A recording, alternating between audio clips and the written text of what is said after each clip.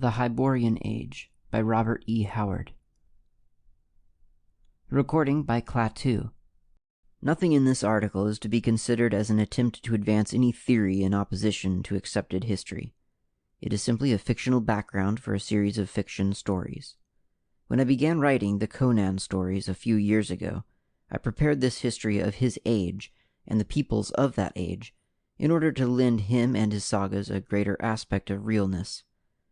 I found that by adhering to the facts and spirit of that history in writing the stories, it was easier to visualize and therefore to present him as a real flesh-and-blood character rather than a ready-made product. In writing about him and his adventures in the various kingdoms of his age, I have never violated the facts or spirit of the history here set down, but have followed the lines of the history as closely as the writer of actual historical fiction follows the lines of actual history. I have used this history as a guide in all the stories in this series that I have written. Of that epoch, known by the Numidian chroniclers as the pre-cataclysmic age, little is known except the latter part, and that is veiled in the mists of legendary. Known history begins with the wanings of the pre-cataclysmic civilization, dominated by the kingdoms of Camellia, Velusia, Verulia, Grondar, Thule, and Comoria. These peoples spoke a similar language, arguing a common origin. There were other kingdoms equally civilized, but inhabited by different and apparently older races. The barbarians of that age were the Picts, who lived on islands far out on the western ocean. The Atlanteans, who dwelt on a small continent between the Pictish Islands and the main, or Thurian continent, and the Lemurians, who inhabited a chain of large islands in the eastern hemisphere. There were vast regions of unexplored land. The civilized kingdoms, though enormous in extent, occupied a comparatively small portion of the whole planet. Velusia was the westernmost kingdom of the Thurian continent, Grondar the easternmost. East of Grondar, whose people were less highly cultured than those of their kindred kingdoms, stretched a wild and barren expanse of deserts. Among the less arid stretches of desert, in the jungles and among the mountains, lived scattered clans and tribes of primitive savages. Far to the south, there was a mysterious civilization, unconnected with the Thurian culture, and apparently pre-human in its nature. On the far eastern shores of the continent, there lived another race, human but mysterious and non-Thurian, with which the Lemurians, from time to time, came in contact. They apparently came from a shadowy and nameless continent lying somewhere east of the Lemurian islands. The Thurian civilization was crumbling. Their armies were composed largely of barbarian mercenaries. Picts, Atlanteans, and Lemurians were their generals, their statesmen, often their kings. Of the bickerings of the kingdoms, and the wars between Velusia and Comoria, as well as the conquests by which the Atlanteans founded a kingdom on the mainland, there were more legends than accurate history. Then the cataclysm rocked the world. Atlantis and Lemuria sank, and the Pictish islands were heaved up to form the mountain peaks of a new continent. Sections of the Thurian continent vanished under the waves, or sinking, formed great island lakes and seas. Volcanoes broke forth, and terrific earthquakes shook down the shining cities of the empires. Whole nations were blotted out. The barbarians fared a little better than the civilized races. The inhabitants of the Pictish islands were destroyed, but a great colony of them settled along the mountains of Velusia's southern frontier to serve as a buffer against foreign invasion, was untouched. The continental kingdom of the Atlanteans likewise escaped the common ruin, and to it came thousands of their tribesmen in ships from the sinking land. Many Lemurians escaped to the eastern coast of the Thurian continent, which was comparatively untouched. There they were enslaved by the ancient race, which already dwelt there, and their history for thousands of years is a history of brutal servitude. In the western part of the continent, changing conditions created strange forms of plants and animal life. Thick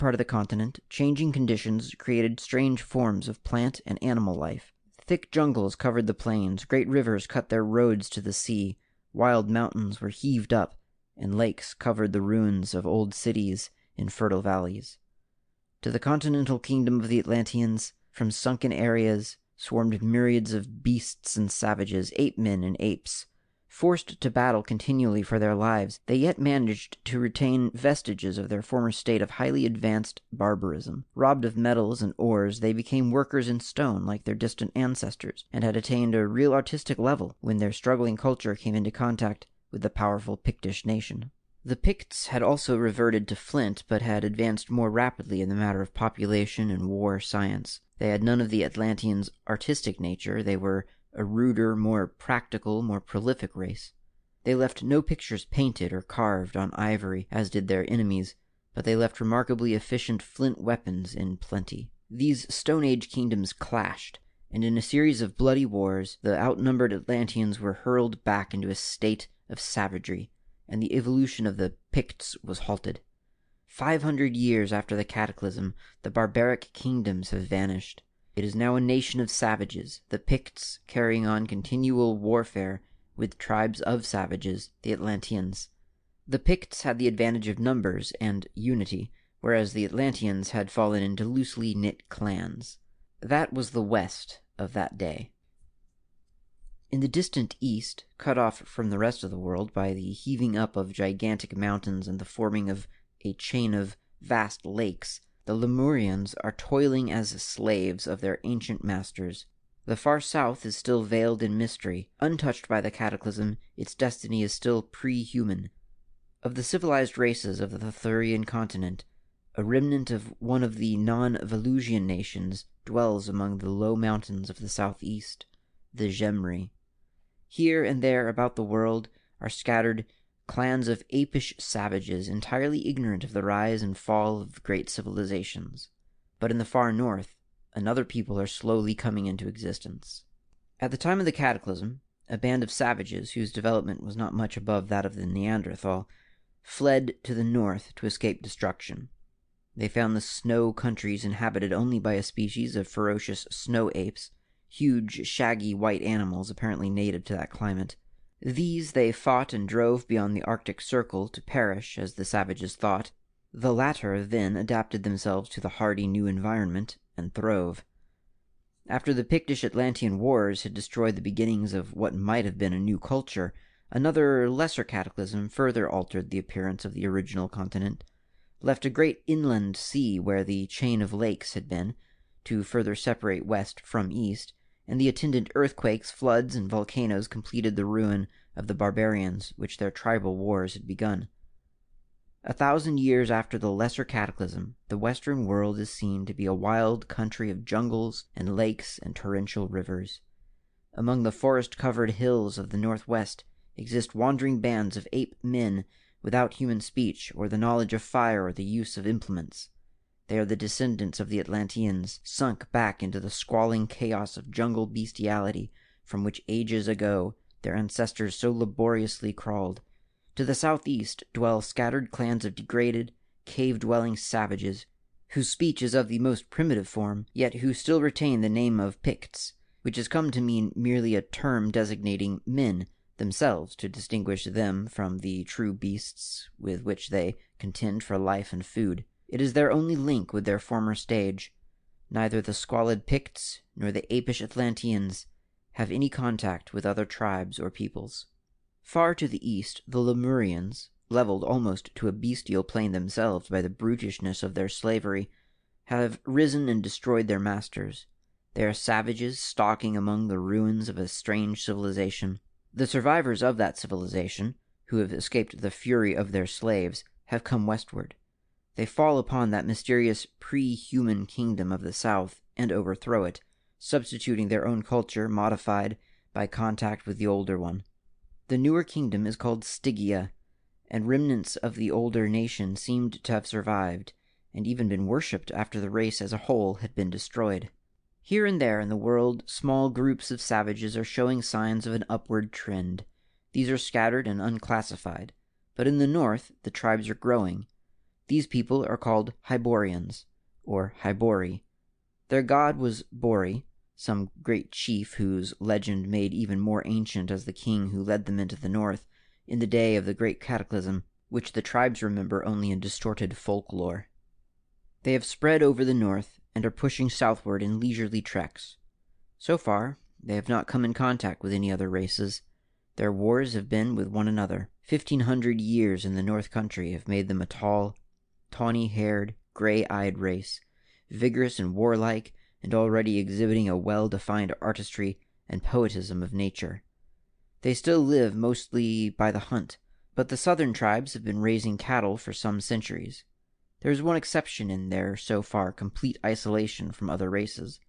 A wanderer into the far north returned with the news that the supposedly deserted ice wastes were inhabited by an extensive tribe of ape-like men, descended, he swore, from the beasts driven out of the more habitable lands by the ancestors of the Hyborians. He urged that a large war party be sent beyond the Arctic Circle to exterminate these beasts, whom he swore were evolving into true men.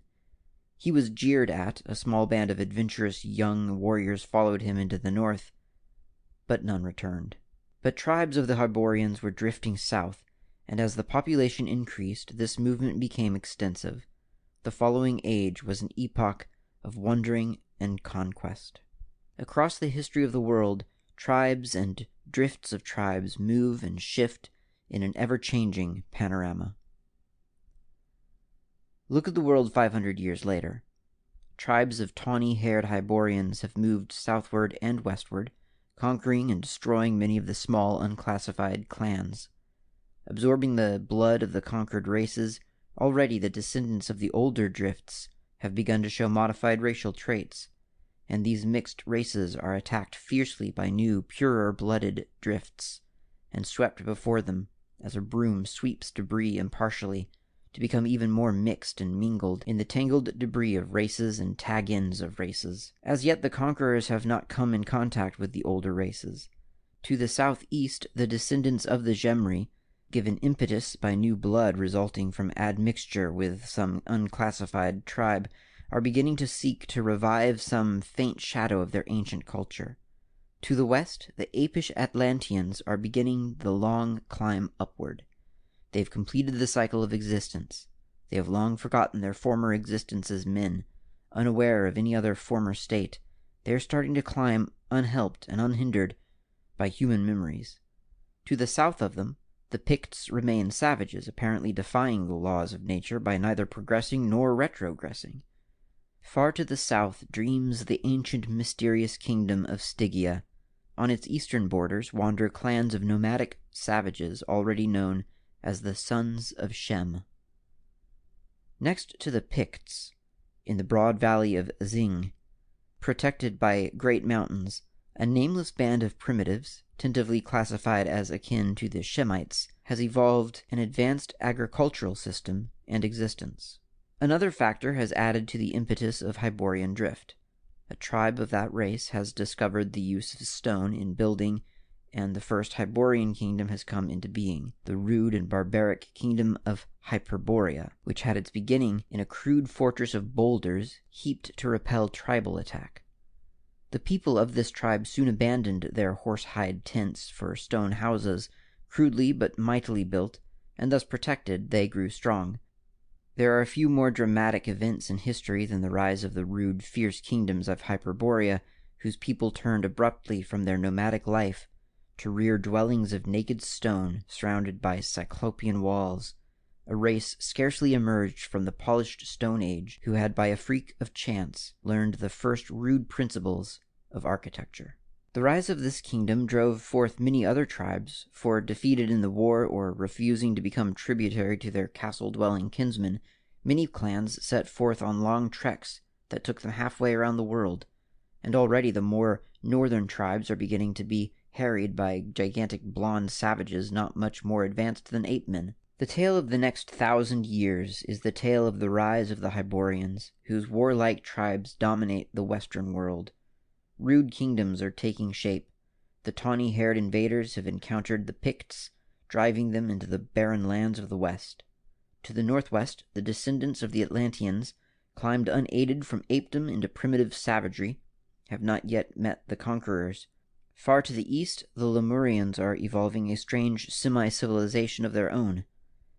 To the south, the Hyborians have founded the kingdom of Koth, on the borders of those pastoral countries known as the lands of Shem, and the savages of those lands, partly through contact with the Hyborians, partly through the contact with the Stygians, who have ravaged them for centuries, are emerging from barbarism.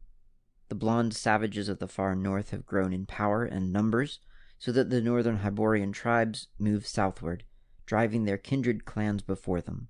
The ancient kingdom of Hyperborea is overthrown by one of those northern tribes, which, however, retains the old name. Southeast of Hyperborea, a kingdom of the Gemri has come into being under the name of Zamora. To the southwest, a tribe of Picts have invaded the fertile valley of Zing, conquered the agricultural people there, and settled among them.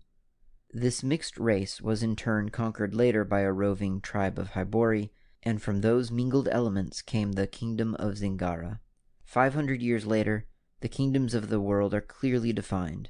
The kingdom of the Hyborians, Aquilonia, Nemedia, Brithunia, Hyperborea, Koth, Ophir, Argos, Corinthia, and one known as the Border Kingdom, dominate the Western world. Zamora lies to the east, and Zingara to the southwest of these kingdoms, people alike in darkness of complexion and exotic habits, but otherwise unrelated. Far to the south sleeps Stygia, untouched by foreign invasion, but the peoples of Shem have exchanged the Stygian yoke for the less galling one of Koth. The dusky masters have been driven south of the great river Styx, Nilus, or Nile, which, flowing north from the shadowy hinterlands, turns almost at right angles and flows almost due west through the pastoral meadowlands of Shem to empty into the great sea. North of Aquilonia, the westernmost Hyborian kingdom, are the Cimmerians, ferocious savages untamed by the invaders, but advancing rapidly because of contact with them. They are the descendants of the Atlanteans, now progressing more steadily than their old enemies the Picts, who dwell in the wilderness west of Aquilonia. Another 5 centuries and the Hybori people are the possessors of a civilization so virile that contact with it virtually snatched out of the wallow of savagery such tribes as it touched. The most powerful kingdom is Aquilonia, but others vie with it in strength and mixed race. The nearest to the ancient root stock are the Gundermen of Gunderland, a northern province of Aquilonia, but this mixing has not weakened the race. They are supreme in the Western world, though the barbarians of the wastelands are growing in strength. In the north, golden-haired, blue-eyed barbarians, descendants of the blonde Arctic savages, have driven the remaining Hyborian tribes out of the snow countries, except the ancient kingdom of Hyperborea, which resists their onslaught. Their country is called Nordheim, and they are divided into the red-haired Vanir of Vanaheim and the yellow-haired Aesir of Asgard. Now the Lemurians enter history again as Hyrcanians. Through the centuries they have pushed steadily westward, and now a tribe skirts the southern end of the great inland sea, Vilayet, and establishes the kingdom of Turan on the southwestern shore. Between the inland sea and the eastern borders of the native kingdoms lie vast expanses of steppes, and in the extreme north and extreme south, deserts. The non-Hyrcanian dwellers of these territories are scattered and pastoral, unclassified in the north, Shemitish in the south, aboriginal with a thin strain of Hyborian blood from wandering conquerors. Toward the latter part of the period, other Hyrcanian clans push westward, around the northern extremity of the inland sea, and clash with the eastern outposts of the Hyperboreans.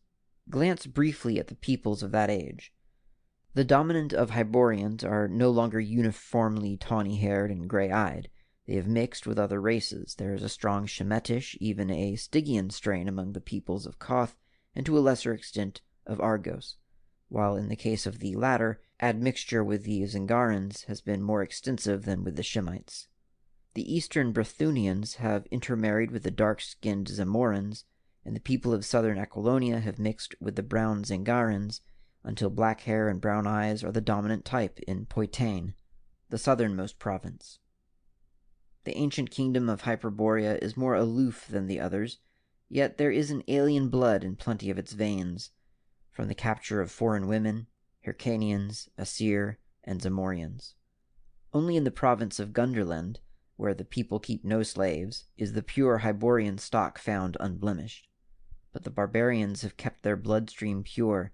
The Cimmerians are tall and powerful, with dark hair and blue or gray eyes.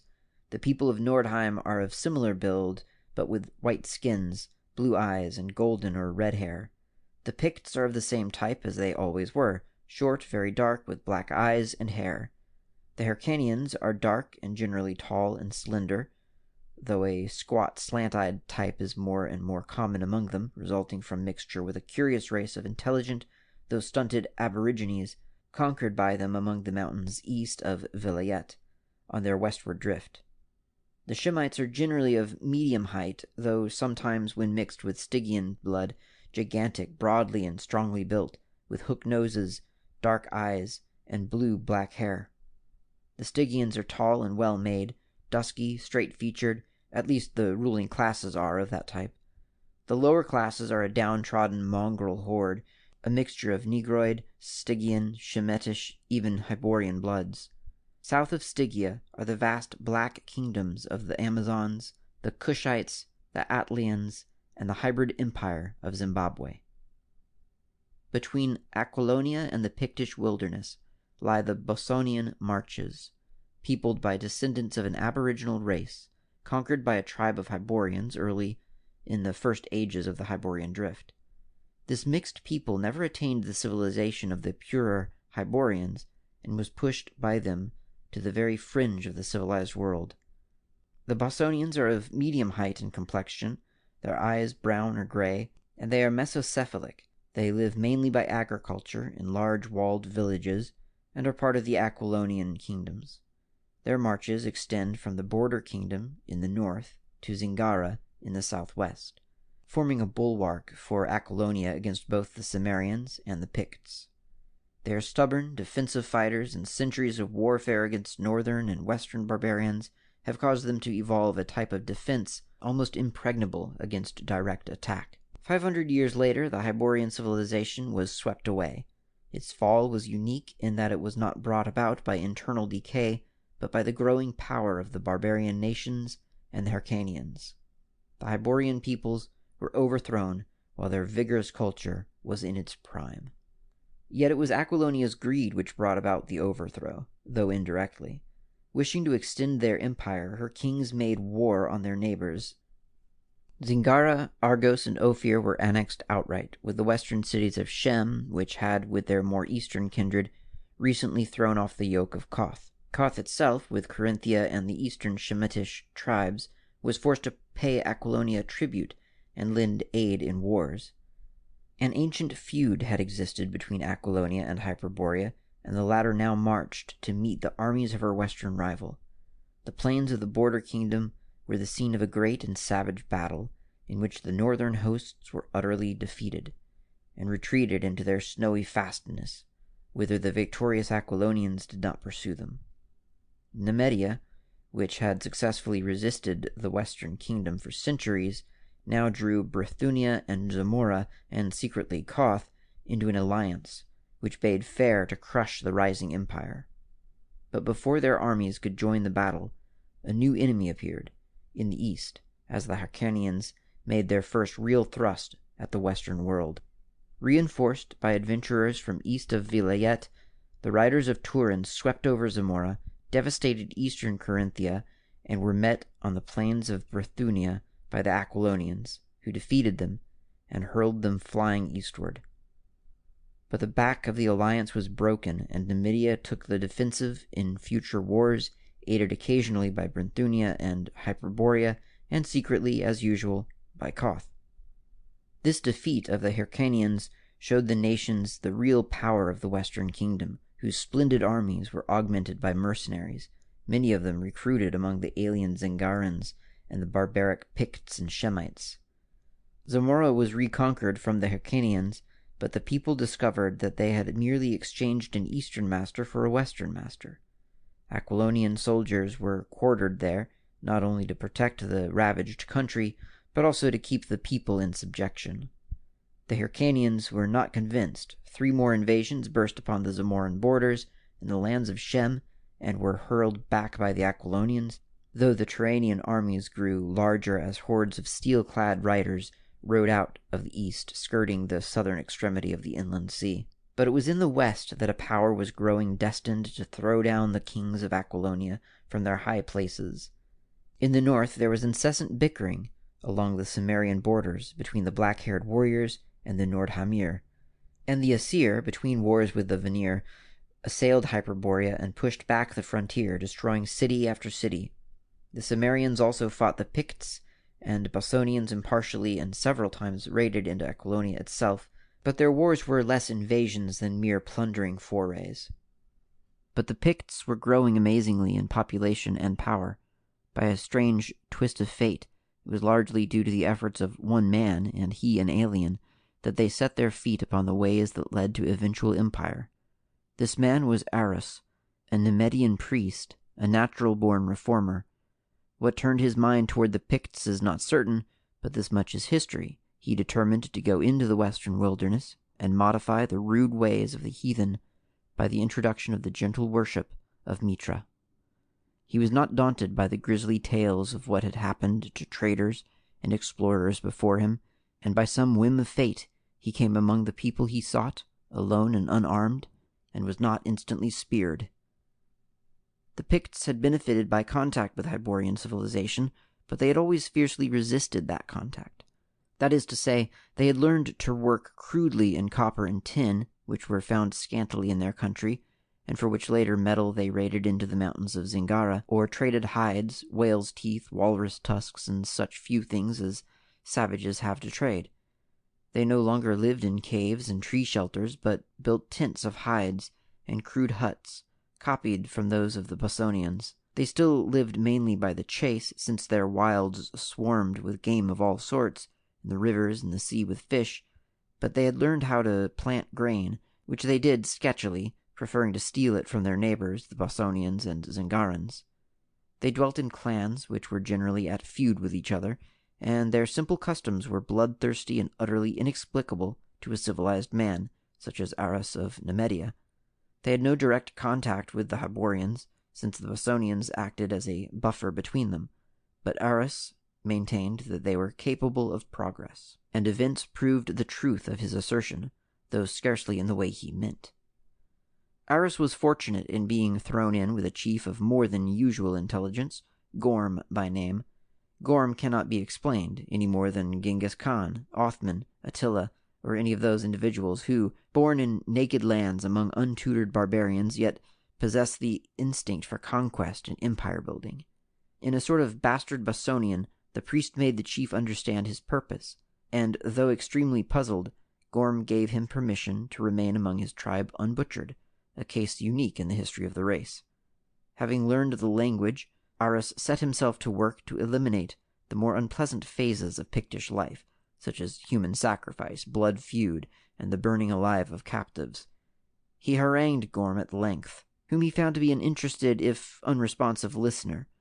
Imagination reconstructs the scene, the black-haired chief in his tiger skins and necklace of human teeth, squatting on the dirt floor of the wattle hut, listening intently to the eloquence of the priest, who probably sat on a carven, skin-covered block of mahogany provided in his honor, clad in the silken robes of a Nemedian priest, gesturing with his slender white hands as he expounded the eternal rights and justices which were the truths of Mitra.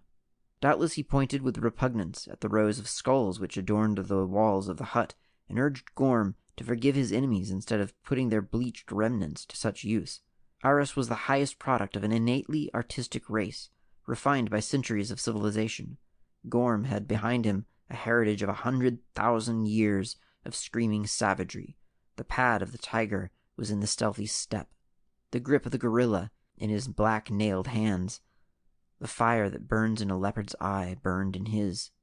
Aras was a practical man. He appealed to the savage's sense of material gain. He pointed out the power and splendor of the Hyborian kingdoms as an example of the power of Mitra, whose teachings and works had lifted them up to their high places.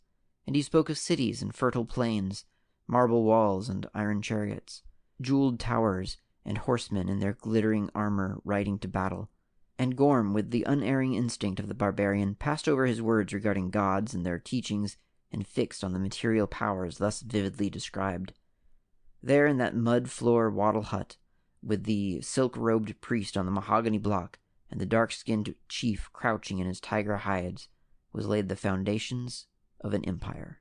As has been said, Eros was a practical man. He dwelt among the Picts and found much that an intelligent man could do to aid humanity, even when that humanity was cloaked in tiger skins and wore necklaces of human teeth. Like all priests of Mitra, he was instructed in many things. He found that there were vast deposits of iron ore in the Pictish hills, and he taught the natives to mine, smelt, and work it into implements, agricultural implements, as he fondly believed.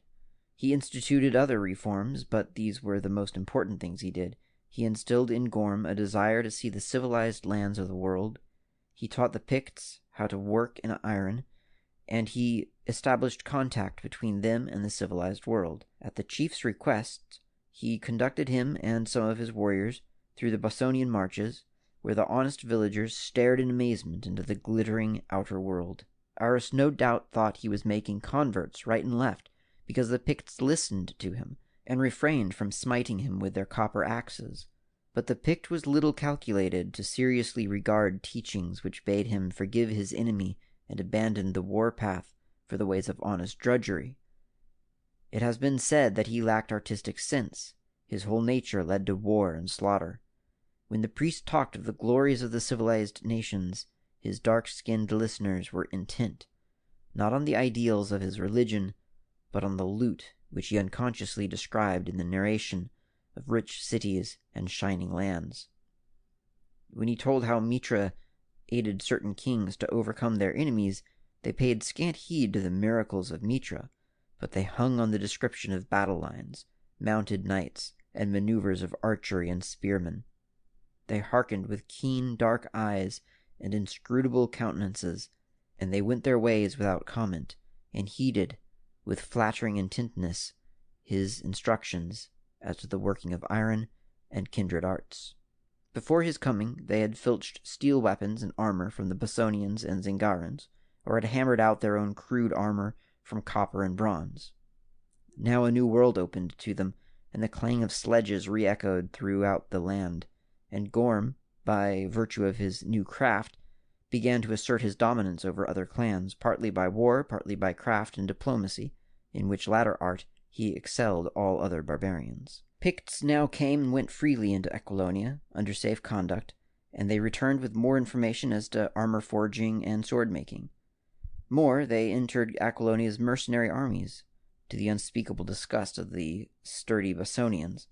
Aquilonia's kings toyed with the idea of playing the Picts against the Cimmerians, and possibly thus destroying both menaces, but they were too busy with their policies of aggression in the south and east to pay much heed to the vaguely known lands of the west, from which more and more stocky warriors swarmed to take service among the mercenaries.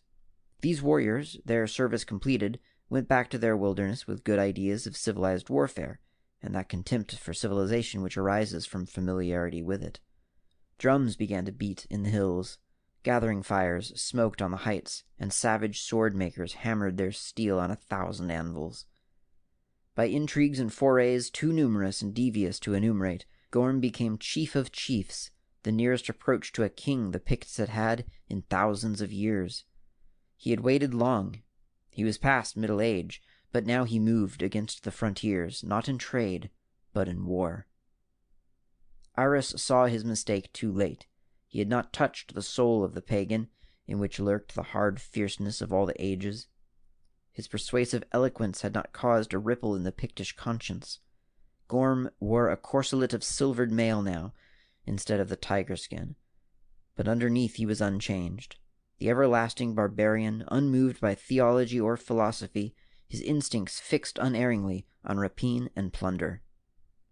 The Picts burst on the Bosonian frontiers with fire and sword, not clad in tiger skins and brandishing copper axes as of yore, but in scale mail, wielding weapons and keen steel.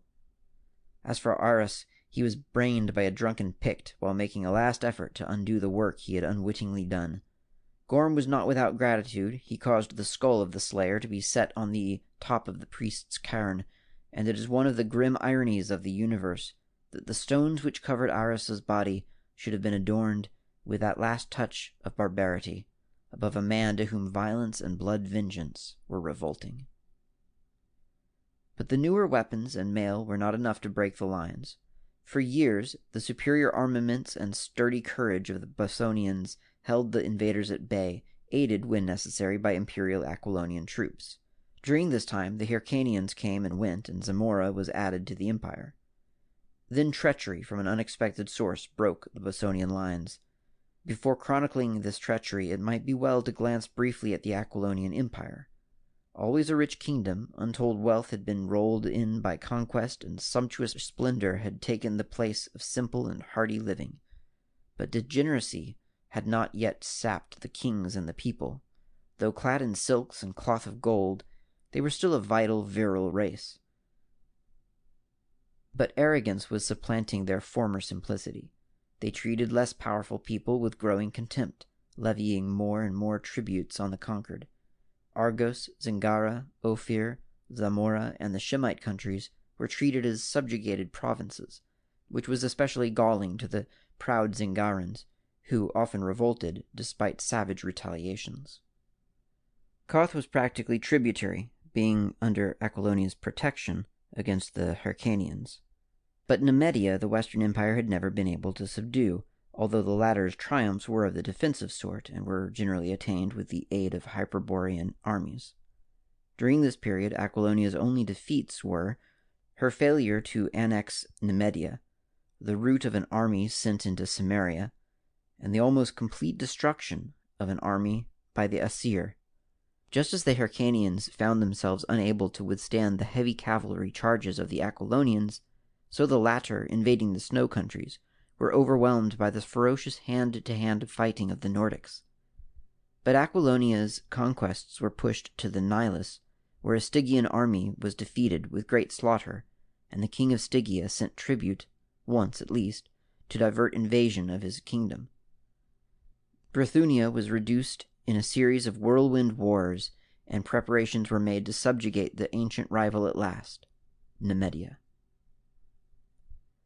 With their glittering hosts greatly increased by mercenaries, the Aquilonians moved against their old-time foe, and it seemed as if the thrust were destined to crush the last shadow of Numidian independence. But contentions arose between the Aquilonians and their Bossonian auxiliaries. As the inevitable result of imperial expansion, the Aquilonians had become haughty and intolerant. They derided the ruder, unsophisticated Bossonians, and hard feeling grew between them, the Aquilonians despising the Bossonians and the latter resenting the attitude of their masters, who now boldly called themselves such, and treated the Bossonians like conquered subjects, taxing them exorbitantly, and conscripting them for their wars of territorial expansion, wars the profits of which the Bossonians shared little. Scarcely enough men were left in the marches to guard the frontier, and hearing of Pictish outrages in their homelands, whole Bossonian regiments quit the Numidian campaign and marched to the western frontier, where they defeated the dark-skinned invaders in a great battle. This desertion, however, was the direct cause of Aquilonia's defeat by the desperate Numidians, and brought down on the Bossonians the cruel wrath of the imperialists, intolerant and short-sighted as imperialists invariably are. Aquilonian regiments were secretly brought to the border of the marches, the Bossonian chiefs were invited to attend a great conclave, and in the guise of an expedition against the Picts, bands of savage Shemitish soldiers were quartered among the unsuspecting villagers. The unarmed chiefs were massacred, the Shemites turned on their stunned hosts with torch and sword, and the armored imperial hosts were hurled ruthlessly on the unsuspecting people. From north to south, the marches were ravaged, and the Aquilonian armies marched back from their borders, leaving a ruined and devastated land behind them. And then the Pictish invasion burst in full power along those borders. It was no mere raid, but the concerted rush of a whole nation, led by chiefs who had served in Aquilonian armies and planned and directed by Gorm, an old man now, but with the fire of his fierce ambition undimmed. This time there were no strong-walled villages in their path, manned by sturdy archers to hold back the rush until the imperial troops could be brought up. The remnants of the Bossonians were swept out of existence, and the blood-mad barbarians swarmed into Aquilonia, looting and burning before the legions, warring again with the Numidians, could be marched into the west. The remnants of the Bosonians were swept out of existence, and the blood-mad barbarians swarmed into Aquilonia, looting and burning before the legions warring against the Numidians could be marched into the west. Zingara seized this opportunity to throw off the yoke, which example was followed by Corinthia and the Shemites. Whole regiments of mercenaries and vassals mutinied and marched back to their own countries, looting and burning as they went.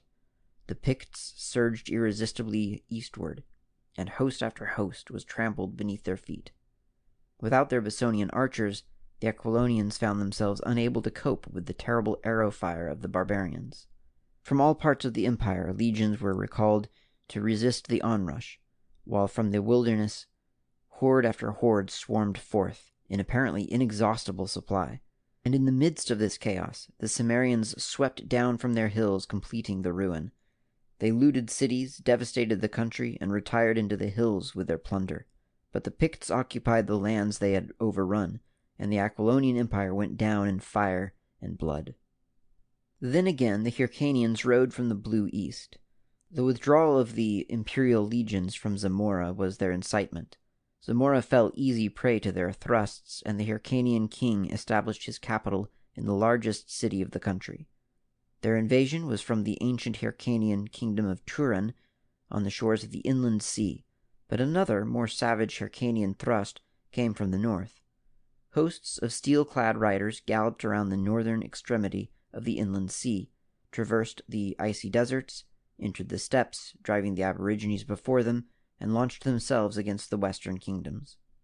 These newcomers were not at first allies with the Turanians, but skirmished with them as with the Hyborians.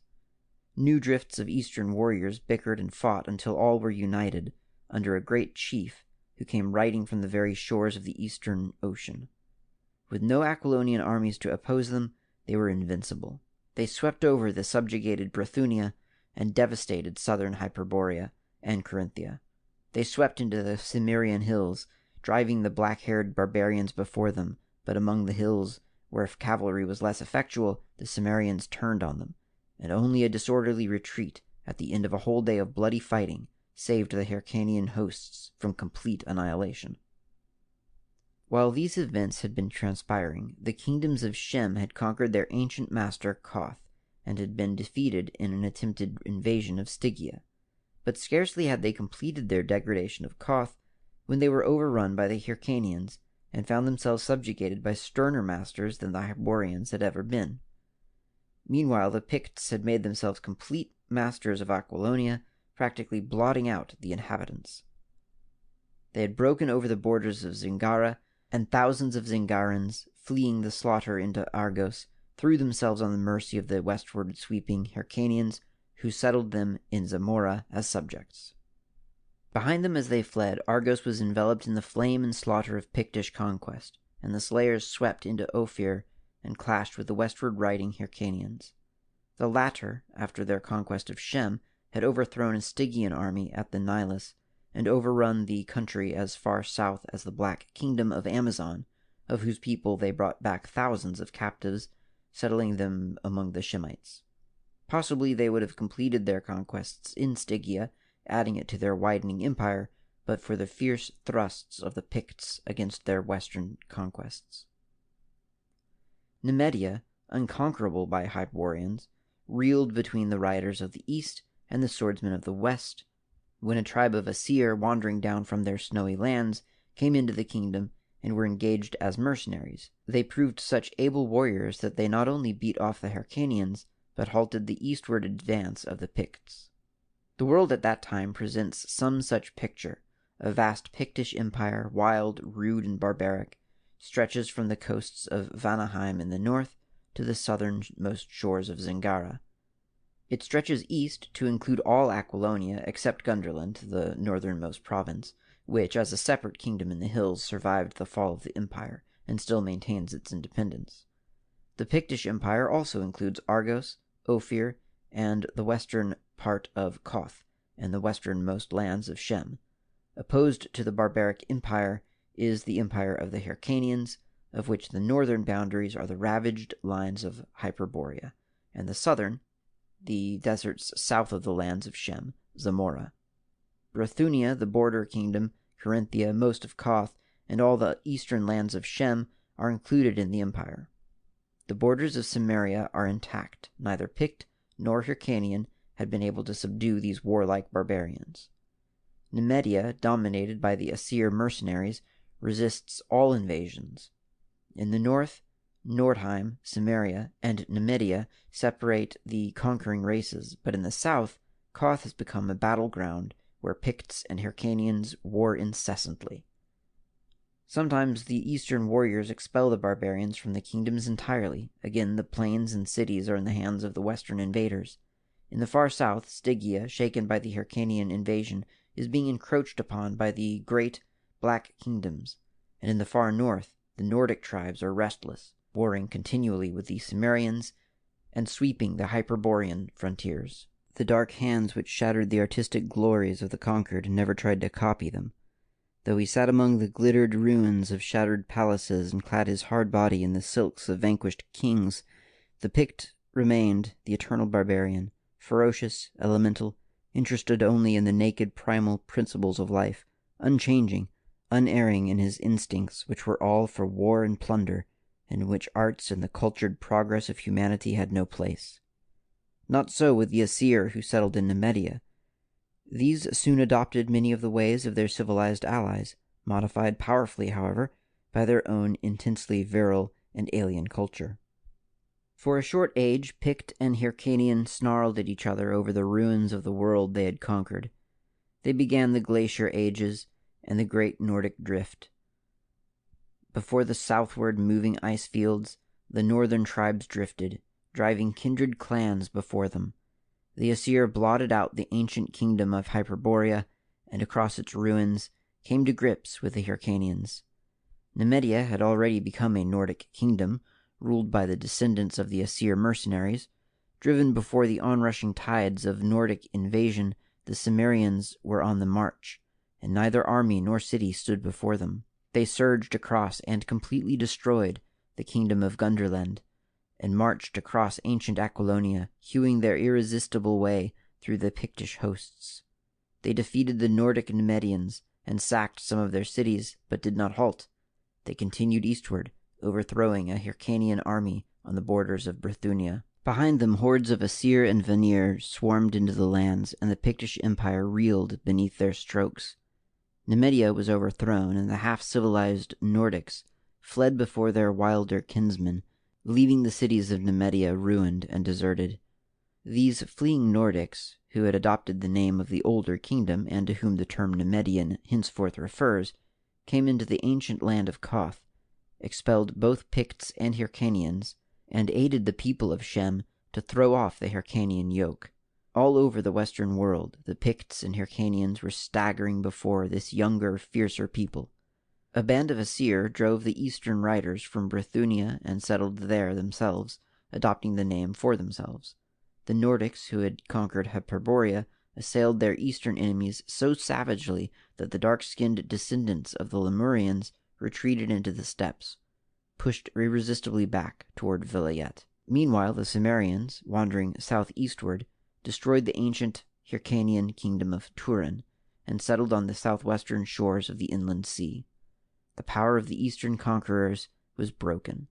Before the attacks of the Nordheimir and the Cimmerians, they destroyed all their cities, butchered such captives as were not fit to make the long march, and then, herding thousands of slaves before them, rode back into the mysterious east, skirting the northern edge of the sea and vanishing from western history, until they rode out of the east again thousands of years later as Huns, Mongols, Tartars, and Turks.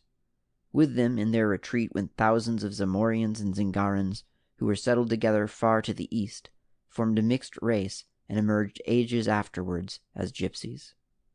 Meanwhile, also, a tribe of Vanir adventurers had passed along the Pictish coast southward, ravaged ancient Zingara, and come into Stygia, which, oppressed by a cruel aristocratic ruling class, was staggering under the thrusts of the Black Kingdoms to the south. The red-haired Vanir led the slaves in a general revolt, overthrew the reigning class, and set themselves up as a caste of conquerors. They subjugated the northernmost black kingdoms and built a vast southern empire, which they called Egypt. From these red-haired conquerors, the earlier pharaohs boasted descent. The Western world was now dominated by Nordic barbarians. The Picts still held Aquilonia and part of Zingara and the western coast of the continent, but east to Vilayet and from the Arctic Circle to the lands of Shem, the only inhabitants were roving tribes of Nordhimir, excepting the Cimmerians, settled in the old Turanian kingdom. There were no cities anywhere except in Stygia and the lands of Shem. The invading tides of Picts, Hyrcanians, Cimmerians, and Nordics had leveled them in ruins, and the once dominant Hyborians had vanished from the earth, leaving scarcely a trace of their blood in the veins of their conquerors. Only a few names of lands, tribes, and cities remained in the languages of the barbarians, to come down through the centuries connected with distorted legend and fable, until the whole history of the Hyborian age was lost sight of in a cloud of myths and fantasies. Thus in the speech of the gypsies lingered the terms Zingara and Zamora. The Asir who dominated Nemedia were called Nemedians, and later figured into Irish history, and the Nordics who settled in Brithunia were known as Brythunians, Brythons, or Britons. There was no such thing at that time as a consolidated Nordic empire. As always, the tribes had each its own chief or king, and they fought savagely among themselves. What their destiny might have been will not be known, because another terrific convulsion of the earth, carving out the lands as they are known to moderns, hurled all into chaos again. Great strips of the western coast sank. Vanaheim and western Asgard, uninhabited and glacier-haunted wastes for 100 years, vanished beneath the waves. The ocean flowed around the mountains of western Cimmeria to form the North Sea. These mountains became the islands later known as England, Scotland, and Ireland, and the waves rolled over what had been the Pictish wilderness and the Bossonian marches. In the north, the Baltic Sea was formed, cutting Asgard into the peninsulas later known as Norway, Sweden, and Denmark, and far to the south the Stygian continent was broken away from the rest of the world on the line of cleavage formed by the river Nilus in its westward trend.